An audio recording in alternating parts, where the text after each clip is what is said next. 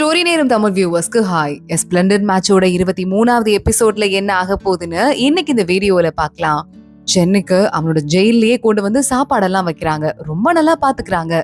சென் அந்த வைக்கிற ஆள் கிட்ட சில விஷயங்கள்லாம் கேட்டு வாங்கிக்கலான்னு வெளியே ஏதாவது இம்ப்ரூவ்மெண்ட் இருக்கா அப்படின்னு கேட்டுட்டு இருக்கான். நான் இப்பதான் கேள்விப்பட்டேன், ஜின்ஷாவோட குடும்பத்துல எல்லா ஆம்பளைங்களையும் அரெஸ்ட் பண்ணிட்டாங்களாம். அதனால அந்த பொண்ணு அழுதுகிட்டே கோர்ட்டு படி ஏறி இருக்கான் அப்படின்னு சொல்ல சென் அதெல்லாம் ஷார்ப்பா காதுல வாங்கிட்டு இருக்கான். ஜின்ஷாவும் அதே மாதிரி வேலைக்கார பொண்ணோட கோர்ட்டுக்கு போயிருக்கா. இந்த கேஸை எடுக்கிறதுல கொஞ்சம் கூட இன்ட்ரெஸ்டே இல்லாம தான் அந்த ஜட்ஜ் இருக்காரு, கவர்னரா இந்த ஏரியாக்கு. போதுமா கிளம்பு, இதுக்கும் மேல உங்க அப்பாவை காப்பாத்தணும் நீ வந்து நிக்கிற. ஆனா அவர் பண்ண தப்புக்கலாம் தண்டனை அனுபவிச்சு தானே ஆகணும். இது சரியான இடம் கிடையாது. இது சின்ன மக்களுக்கு, எளிய மக்களுக்கு நீதி வழங்குற இடம், உங்களை மாதிரி பணக்காரங்களுக்கு கிடையாதுன்னு சொல்லிட்டு அப்போல இருந்தே நம்ம ஜின்ஷாவை கண்டுக்காம கேஷுவலா அங்க இருந்து வெளியே அனுப்புறதுலயே ட்ரை பண்ணிட்டு இருக்காரு.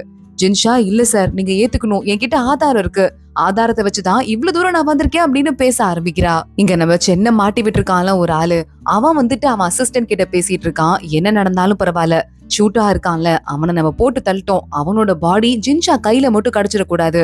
அவன் பாடி என்ன ஆச்சு அப்படின்னு கேட்க, நாங்க மிரட்டிட்டு இருக்கும் போதே அந்த ஷூட்டா தண்ணிக்குள்ள விழுந்துட்டான். அதுக்கப்புறமா அவனை எங்களால கண்டுபிடிக்கவே முடியல. அப்புறம் ரொம்ப நாளுக்கு அப்புறம் தான் அவன் பாடி மட்டும் தான் கிடைச்சது அப்படின்னு சொல்லிட்டு ஆளுங்க வந்து சொன்னாங்க. அதை செக் பண்றதுக்கு நான் ஆள் அனுப்பியிருக்கேன். அது ஷூட்டாவா இருக்கானான்னு கன்ஃபார்ம் பண்ணிட்டு அப்படியே அதை அழிச்சிட வேண்டியதான்னு சொல்ல, பத்திரமா அதை பாத்துக்கோ, ஜின்ஷா கையில பாடி கிடைக்க கூடாதுன்னு மறுபடியும் அவன் சொல்லிட்டு இருக்கான். இங்க ஜின்ஷா வீட்டுல உட்காந்துட்டு இருக்கா. வேலைக்கார பொண்ணு சொல்லிட்டு இருக்கா, அந்த ஆளு ஜட்ஜ் இருக்கான்ல, நம்ம கேஸை எடுக்கிறதுக்கே ரெடியா இல்லக்கா, என்ன பண்ண போறோம் அப்படின்னு கேட்க, அவங்கள நம்ம இந்த மாதிரி கோர்ட்டு படியேற மாதிரி படியேறி ரொம்ப ட்ரை பண்ற மாதிரி பண்ணிட்டு இன்னொரு பக்கம் அந்த பாடியை தேடணும். அது கிடைச்சிருச்சுன்னா நமக்கு எந்த பிரச்சனையும் பெருசா இருக்காது, எல்லாத்தையும் எஸ்கேப் ஆயிடலாம் அப்படின்னு சொல்லிட்டு இருக்கா.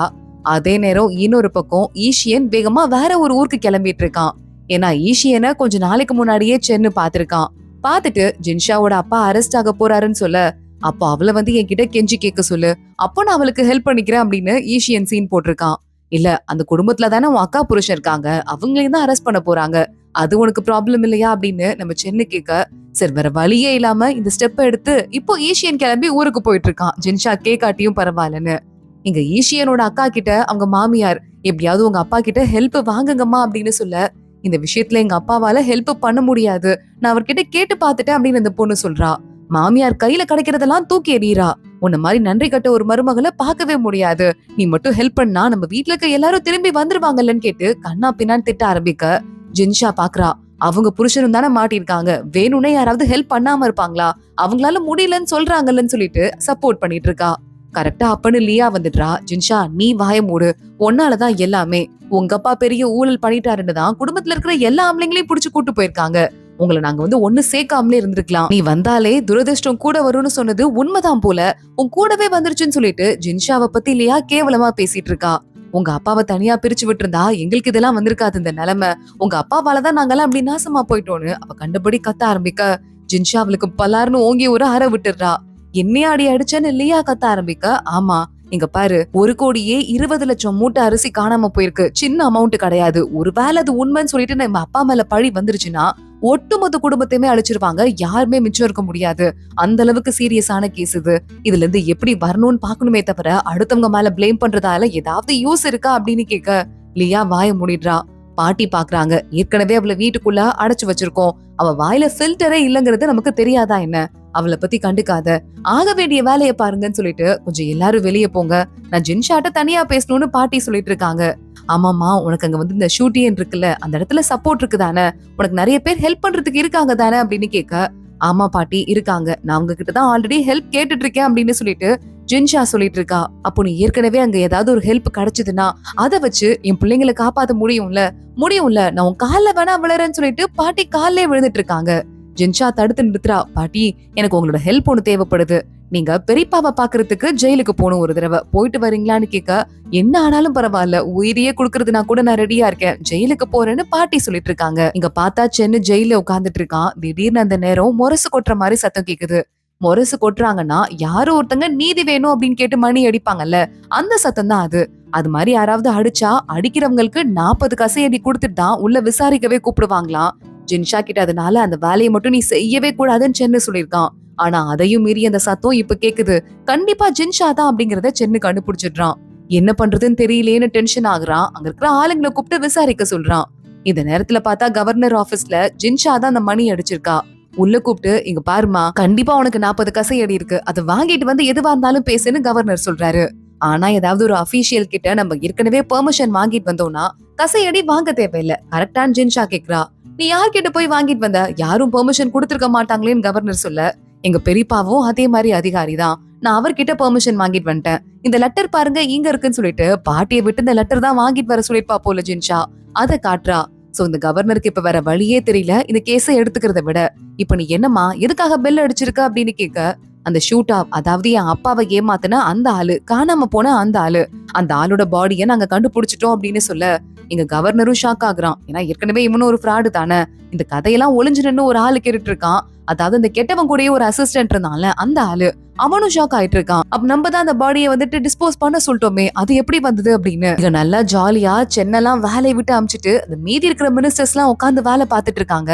அங்க ஒரு ஆள் வந்து ஜின்ஷா கிட்ட பாடி கிடைச்சிருச்சான்னு சொல்ல, இல்லையே வாய்ப்பு இருக்காது, எப்படி கிடைச்சிருக்கோம் அப்படின்னு சொல்லிட்டு மறுபடியும் வந்து ஷாக் ஆயிட்டு இருக்காங்க. அன்னைக்கே என் கண்ணு முன்னாடியே இந்த பாடியை எரிச்சிருக்கணும் போல, வேலைக்காரங்க கிட்ட கொடுத்து விட்டது தப்பா போச்சுன்னு. உண்மையாவே பாடியை கொண்டு வராங்க. ஒரு ஆள் வரான். இது இந்த ஷூட்டாவோட பாடி தான் அப்படிங்கறத கன்ஃபார்மும் பண்ணிடுறான். ஜின்ஷா கிட்ட எப்படி பாடி கிடைச்சது அப்படின்னு கேட்க, இதை ஆல்ரெடி எரிக்கிறதுக்கு கொண்டு போயிட்டாங்க, ஆனா எங்க கிட்ட காசு இருக்கிற ஒரே காரணத்தினால நிறைய காசு செலவு பண்ணி இந்த பாடியை அவங்க கிட்ட இருந்து வாங்கிட்டு வர முடிஞ்சது. அதுவும் வர வழியில எல்லாம் எக்கச்சக்கமான ஆளுங்க எங்களை தேடிறதுக்கு, அது மட்டும் இல்லாம பாடியை கைப்பற்றதுக்கு இருந்தாங்க அப்படிங்கறதால ஒரே சவப்பெட்டியில ஒண்ணு மேல ஒன்னா 2 அடுக்கி இந்த பாடியை உள்ள கொண்டு வந்திருக்கோம். இன்னொரு பாடியை வச்சுதான் எங்களை உள்ளேயே விட்டாங்கன்னு சொல்லிட்டு ஜின்ஷா எல்லா கதையும் சொல்றா. இவ்வளவு அறிவாளி பொண்ணு இருக்குன்னு தெரிஞ்சா உங்க அப்பா ரொம்ப சந்தோஷப்படுவாரு போலன்னு கவர்னர் அப்பையும் நக்கலா பேசிட்டு, அப்பையும் சரி சரி பாத்துக்கலாம், இப்ப இங்க இருந்து வெளியே போங்க, விசாரிச்சுதான் ஆகணும்னு சொல்லிடுறாரு. ஜின்ஷா பாக்குறா. கவர்னர் இன்னும் ஒரு முக்கியமான பாயிண்ட் இருக்கு அப்படின்னு சொல்லிட்டு பொதுமக்களை பாக்குறா. திரும்பி எல்லாரும் வேடிக்கை பார்க்க நிப்பாங்கல்ல, எங்க அப்பா வந்துட்டு தப்பு பண்ணல, ஆனாலும் அவர் கொஞ்சமா கவனக்குறைவா இருந்துட்டாருங்கிற ஒரே காரணத்தினால 3 லட்சம் அரிசி மூட்டை, அது மட்டும் இல்லாம 50,000 வெள்ளி கட்டி, இந்த வெள்ளி கட்டியெல்லாம் அந்த பஞ்சத்துல இருக்கிற இந்த ஊருக்கு நான் தானமா கொடுக்குறேன் அப்படின்னு ஜின்ஷா சொல்லிடுறா. மக்கள் எல்லாரும் கொண்டாடுறாங்க. இவ்ளோ பணக்கார பொண்ணு, இவ்ளோ தானமா கொடுக்குற பொண்ணோட அப்பா யாராவது இப்படி முறைகேடு பண்ணுவாங்களா? வாய்ப்பில்ல, அந்த அப்பாவை கிளியர் பண்ணி விடுங்க அப்படின்னு கத்திட்டு இருக்காங்க. கவர்னருக்கு இன்னும் டென்ஷன் அதிகமாகுது. இந்த விஷயம் ராஜா வரைய தெரியுது. ராஜா கேட்டுட்டு இருக்காரு, இந்த ஜின்ஷா அப்படிங்கிற பொண்ணோட குடும்பம் அந்த பாட்டி தானே முக்கியமான வேலையில எல்லாம் சென்னுக்கு ஹெல்ப்பா இருந்தாங்கன்னு கேட்க, ஆமான்னு சொல்ல, அவ்வளவு நல்லவங்களா இருந்து அவ்வளவு தூரம் ஹெல்ப் பண்ணிருக்காங்க, அதுவும் இல்லாம அவ்வளவு பணக்காரங்க ஊருக்கு அப்படி டொனேட்டும் பண்ணிருக்காங்க. இவங்க வீட்ல இருந்து ஒரு ஆளு இதுல முறைகேடு பண்ணிருக்காங்கன்னு சொன்னா நம்புற மாதிரியா இருக்கு, என்ன கேஸ விசாரிக்கிறீங்கன்னு ராஜா கத்த ஆரம்பிக்கிறாரு. அந்த ஏற்கனவே பழி போட்ட அந்த பையன் பயந்து நடுங்கிட்டு இருக்கான். இங்க இந்த டீச்சர் இருக்காரு, அவர் அதுக்கும் மேல கத்திட்டு இருக்காரு, என்னையா பிளான் பண்ணீங்க, பாடி எப்படி கிடைச்சதுன்னு எனக்கு சத்தியமா புரியல, உங்களை தான் நம்பினதுக்கு அப்படின்னு கத்திட்டு இருக்காரு. அப்ப வந்திருக்க அசிஸ்டன்ட் சென்னை இருக்கார்ல, அந்த ஷாங்கு கிட்ட இருந்து கமாண்டர் கிட்ட இருந்து ஒரு தகவல் அமைச்சிருக்கான், உங்களை பாக்கணுமா அப்படின்னு சொல்ல அவர் அங்க இருந்து ஜெயிலு கிட்ட போறாரு. சென்னையும் வெளியே கூட்டு வராங்க. 2 பேரும் மீட் பண்ணிக்கிறாங்க. இந்த கேஸ் கொஞ்சம் க்ளோஸா இருக்குப்பா, என்னால உன்னை வெளியே கூட்டு வர முடியல, சாரி அப்படின்னு அவரு சொல்ல, இல்ல பரவாயில்ல டீச்சர், நான் ஒரு ஹெல்ப்புக்காக தான் வந்திருக்கேன், நான் வந்துட்டு அந்த ஜின்ஷா இருக்கால அந்த பொண்ணை லவ் பண்றேன், அவளை பத்திரமா பாத்துக்கோங்கன்னு சொல்லிட்டு உங்கள்ட்ட ஹெல்ப் கேட்க தான் வந்தேன். இத்தனை நாள் நான் ரியலைஸ் பண்ணல, ஜெயிலுக்குள்ள இருக்கும் போது அந்த பொண்ணு பத்திரமா இருப்பாளா நான் யோசிச்சேனா, அப்பதான் நான் அவளை லவ் பண்றேங்கிறத ரியலைஸ் பண்ணேன்னு சொல்ல, இந்த மாஸ்டருக்கு ஒரே கடுப்பா இருக்கு. சரி ஓகேப்பா அப்படின்னு சொல்லிட்டு அங்க இருந்து கிளம்பி அரண்மனைக்கு வந்துடுறாரு. எல்லா அபிஷியல்ஸையும் கூப்பிட்டு உட்கார வச்சிட்டு இருக்காரு. இந்த ஒரு கேஸ்ல ஒருத்தனை மாட்டி விடுறதுக்காக நம்ம ஒரு சில வேலைகள்லாம் பண்ணி சில அரிசி மூட்டையெல்லாம் மாத்தி வச்சதுக்கு அப்புறம் தான் எவ்வளவு பேர் லஞ்சம் வாங்குறாங்க, எவ்வளவு பேர் ஊழல் பண்றாங்கிறது எல்லாமே தெரிய வந்திருக்கு. எல்லாம் என்ன பண்ணிட்டு இருக்கீங்க, அபிஷியல்ஸ் தானே நீங்க, இதெல்லாம் சும்மா விடக்கூடாது அப்படின்னு சொல்லிட்டு, சரி அந்த ஜின்ஷா பொண்ணோட அப்பா பெருசா தப்பு பண்ணல, கவனக்குறைவு மட்டும்தான், அது மட்டும் இல்லாம அந்த பொண்ணு அவ்வளவு டொனேட் பண்ணிட்டா, அதுக்கும் மேல அவங்கள வந்து ரொம்ப ஃபோர்ஸ் பண்ண வேண்டாம், அதனால உயிரோட விட்டுலாம், என்ன இப்ப பெரிய அதிகாரியா இருக்காரு, 7வது லெவல் மஜிஸ்ட்ரேட்டா அவரை மாத்தி வேற எங்கேயாவது அமுச்சு விடுங்க, புரியுதா அப்படின்னு சொல்லிட்டு அதுக்கப்புறம் கிளம்பலாம்ல அப்படின்னு கேட்டுட்டு இருக்காங்க. இல்லையே இன்னும் சென்னை வந்து ஜெயில தானே இருக்கான் அப்படின்னு ஒருத்தன் எஞ்சி சொல்லிட்டு இருக்கான். சரி ஓகே, சென்னையும் வெளியே கூட்டு வரதுக்கு முயற்சி பண்ணுங்க, பாவம் அவன் சூப்பர்வைஸ் தான் பண்றான், அவன் மேல என்ன தப்பு இருக்கு, ஆனா அவன் வேலையை கொஞ்சம் பார்க்க விடாம கொஞ்ச நாளைக்கு தள்ளி வைங்க அப்படின்னு டீச்சர் சொல்லிடுறாரு. அத்தனை பேரும் அங்க இருந்து கிளம்பிட்டு இருக்காங்க. இங்க சென்னை கிட்ட ஷாங் இருக்கான்ல, அதான் ஈஷியன் கூட இன்னொரு கெட்ட கமாண்டர் இருப்பான்ல, அவன் அங்க வந்துடுறான். என்னடா ஈஷியனை நீ தான் அந்த ஊருக்கு அமுச்சு வச்சியா அப்படின்னு கேட்க, நான் அமுச்சு வச்சா உனக்கு என்ன, அமுச்சு வைக்காட்டி உனக்கு என்ன, ஏன் அந்த கேஸ்ல நீயும் சம்மந்தப்பட்டிருக்கியா அப்படின்னு சென்னை கேட்டுட்டு இருக்கான். வாய மூடி, யார் காதுலயாவது விழுந்துற போகுதுன்னு ஷாங்கு கத்த ஆரம்பிக்க, இங்க பாரு என் குரலை வசதி பேசும் கம்மியா பேசணுங்கிறதெல்லாம் நான் பாத்துக்கிறேன், நான் என்னதான் இருந்தாலும் பெரிய ஆளுங்கிறது உனக்கு ஞாபகம் இருக்கும்ல, என்ன ஏதாவது பண்ணனா நீ இந்த ஜெயில கூட தாண்ட முடியாதுன்னு சென்னு சொல்லிட்டு இருக்கான். இந்த ஷாங்க பாக்குறான். சென்ன ஒன்னும் செய்ய முடியாதுங்கிறது இவனுக்கும் நல்லா தெரிஞ்சிருக்கு. சோ வாய மூடிட்டு வெளியே போயிடுறான். பார்த்தா நம்ம ஈஷியனை வேற ஒரு ஊருக்கு சென்னு அமிச்சான்ல, அங்க இருந்து ஒரு முக்கியமான ஆளை கூட்டு வரதுக்கு தான் அமிச்சிருக்கான். அவரை கூட்டு வரும்போது எக்கச்சக்கமான எதிரி ஆளுங்க அந்த ஆளை கொண்டுட்டு ஈஷியனை எப்படியாவது வந்து அந்த ஆள் கிட்ட இருந்து ஃப்ரீ பண்ணி விடணும்னு சொல்லிட்டு நினைச்சிட்டு இருக்காங்க. ஏன்னா அவர் உள்ள போனாரு அப்படின்னா அந்த கெட்டவங்க எல்லாம் நிறைய பேர் மாட்டுவாங்களாம். இந்த ஐடியாவை கொடுத்து சென்னு தான் இங்க அமிச்சிட்டு இருக்கான். என்ன டூலா யூஸ் பண்ற மாதிரி இருக்கு அப்படின்னு அப்பவே நம்ம ஈஷியன் முடியாது அப்படின்னு சொல்லியிருக்கான். ஆனா அதுக்கு சென்னு பார்த்துட்டு ஷாங் இருக்கான்ல, அவனும் இந்த கேஸ்ல சம்பந்தப்பட்டிருக்கான். ஒருவேளை நீ அவனை புடிச்சு கூட்டு வந்தனா அந்த ஷாங்கும் நல்லா மாட்டுவான்னு அந்த இன்னொரு கமாண்டரை பத்தி பேசினதுக்கு அப்புறம் தான் ஈஷியன் கிளம்பியே போயிருக்கான். நல்லா சண்டை போட்டு இங்க இருக்கிற ஆளுங்களெல்லாம் அழிச்சு தள்ளிட்டு இப்ப அந்த ஆளை மட்டும் காப்பாத்தி ஈஷியன் நேரா உள்ள கூட்டு போயிடுறான். ஜின்ஷா இங்க கூரோங்க பாக்குறா. எப்ப வருவாரு, சென்னை வெளியே வந்துட்டாரான்னு கேட்டுட்டு இருக்கா. வந்தோடனே தகவல் சொல்றதுக்கு ஆளுங்களை வச்சிருக்கேன்னு கூரோங்க சொல்லிட்டு இருக்கான். எங்க ராஜாவை பாக்குறதுக்கு அந்த டீச்சர் போயிருக்காரு. 2 பேரும் உட்காந்து பேசிட்டு இருக்காங்க. அப்போ ஈஷியன் வந்துட்டான்னு தகவல் வர ராஜா ஹாப்பி ஆயிடுறாரு.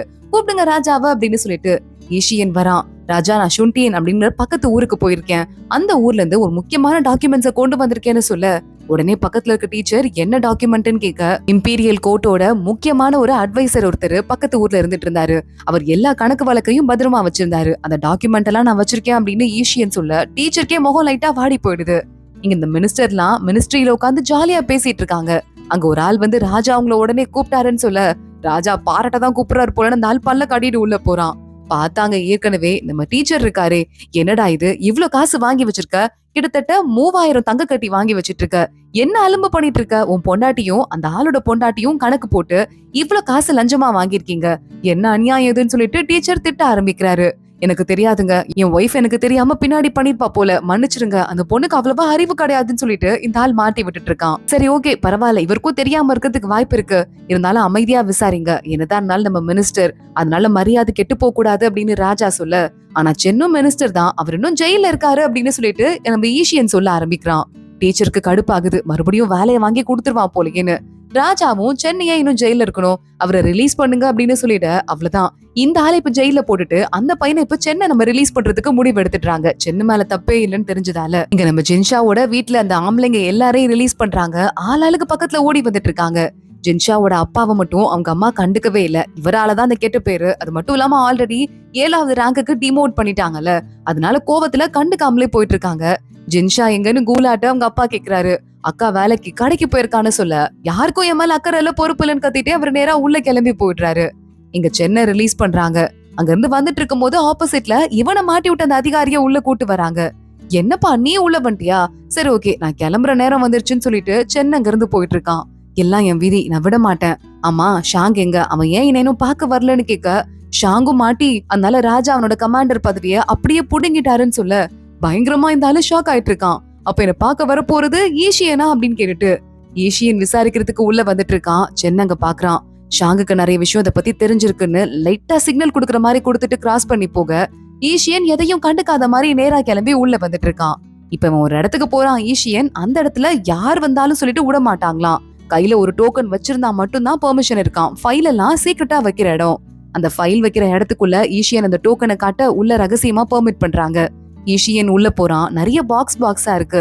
அதுல பார்த்தா சென் அப்படின்னு சொல்லிட்டு சென்னை பத்தின ஒரு பாக்ஸ் ஒண்ணு இருக்கு. ஏதோ ஈஷியன் யோசிக்க ஆரம்பிக்கிறான். இங்க நம்ம ஜின்ஷா சென்னுக்குன்னு சொல்லிட்டு தனியா ஒரு வீடு இருக்கும்ல மலை உச்சியில, அந்த வீட்டுக்கு கிளம்பி ஓடி போயிட்டு இருக்கா. உள்ள போய் நிக்கிறா. சென்னிங்க இன்னும் வரல, ஒருவேளை நான் தான் ரொம்ப சீக்கிரமா வந்துட்டேனான்னு சொல்லிட்டு கையில இருக்கிற விசில் எடுத்து ஊதிட்டு இருக்கா. சென்னைங்க வரான். அவனை பார்த்ததுமே ஜின்ஷா அழ வேற ஆரம்பிச்சிடுறா. ஏன் அழறன்னு சொல்லிட்டு சென்னு கேட்க, ஏன் தெரியல ஒரு மாதிரி பயமா இருந்ததுன்னு சொல்லிட்டு அழுதுட்டே நம்ம ஜின்ஷா சென்னை கட்டி பிடிச்சுக்கிறா.